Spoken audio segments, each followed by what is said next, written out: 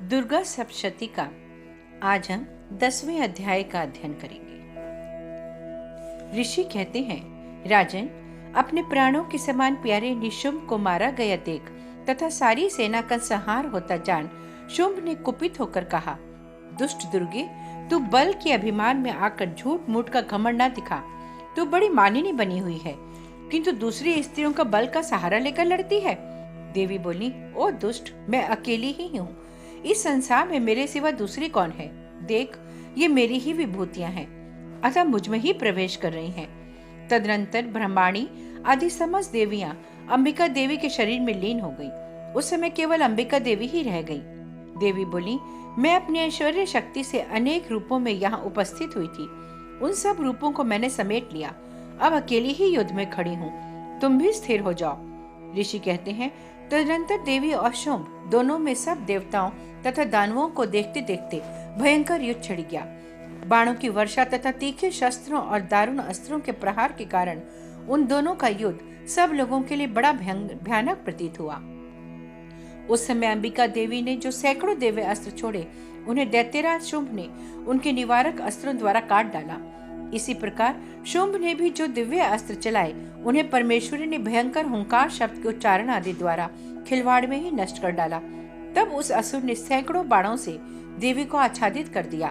यह देख क्रोध में भरी हुई उन देवी ने भी बाण मारकर उसका धनुष काट डाला। धनुष कट जाने पर फिर दैत्यराज ने शक्ति हाथ में ली, किंतु देवी ने चक्र से उसके हाथ की शक्ति को भी काट गिराया। तत्पश्चात दैत्यों के स्वामी शुंभ ने 100 चांद वाली चमकती हुई ढाल और तलवार हाथ में ले उस समय देवी पर धावा किया। उसके आते ही चंडिका ने अपने धनुष से छोड़े हुए तीखों बाणों द्वारा उसके सूर्य किरणों के समान उज्जवल ढाल और तलवार को तुरंत काट दिया। फिर उस दैत्य के घोड़े और सारथी मारे गए। धनुष तो पहले ही कट चुका था, अब उसने अंबिका को मारने के लिए उद्यत हो भयंकर मुद्गर हाथ में लिया। उसे आते देख देवी ने अपने तीक्ष्ण बाणों से उसका मुद्गर भी काट डाला, जिस पर भी वह असुर मुक्का तानकर बड़े वेग से देवी की ओर झपटा। उस दैत्यराज ने देवी की छाती में मुक्का मारा, तब उन देवी ने भी उसकी छाती में एक चांटा जड़ दिया। देवी का थप्पड़ खाकर दैत्यराज शुंभ पृथ्वी पर गिर पड़ा, किंतु पुनः सहसा पूर्ववत उठकर खड़ा हो गया। फिर वह उछला और देवी को ऊपर ले जाकर आकाश में खड़ा हो गया। तब चंडिका आकाश में भी बिना किसी आधार के ही शुंभ के साथ युद्ध करने लगी। उस समय दैत्य और चंडिका आकाश में एक दूसरे से लड़ने लगे। उनका वह युद्ध पहले सिद्ध और मुनियों को विस्मय में डालने वाला हुआ। फिर अंबिका ने शुंभ के साथ बहुत देर तक युद्ध करने के पश्चात उसे उठाकर घुमाया और पृथ्वी पर पटक दिया। पटके जाने पर पृथ्वी पर आने के बाद वह दुष्टात्मा दैत्य पुनः चंडिका का वध करने के लिए उनकी ओर बड़े वेग से दौड़ा। तब समस्त दैत्यों के राजा शुंभ को अपनी ओर आते देख देवी ने त्रिशूल से उसकी छाती छेद कर उसे पृथ्वी पर गिरा दिया। देवी के शूल की धार से घायल होने पर उसके प्राण पखेरु उड़ गए और वह समुद्रों, द्वीपों और पर्वतों सहित समूची पृथ्वी को कपाता हुआ भूमि पर गिर पड़ा।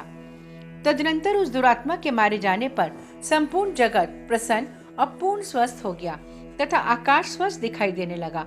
पहले जो उत्पात सूचक मेघ और उल्कापात होते थे, वे सब शांत हो गए तथा उस दैत्य के मारे जाने पर नदियां भी ठीक मार्ग से बहने लगी। उस समय शुंभ की मृत्यु के बाद संपूर्ण देवताओं का हृदय हर्ष से भर गया और गंधर्वगण मधुर गीत गाने लगे। दूसरे गंधर्व बाजे बजाने लगे और अप्सराएं नाचने लगी। पवित्र वायु बहने लगी। सूर्य की प्रभा उत्तम हो गई।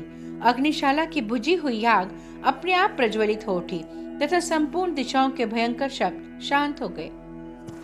इस प्रकार श्री मार्कंडेय पुराण में सार्वणिक मनवंतर की कथा के अंतर्गत देवी महात्म्य में शुंभ वध नामक 10वां अध्याय पूरा हुआ।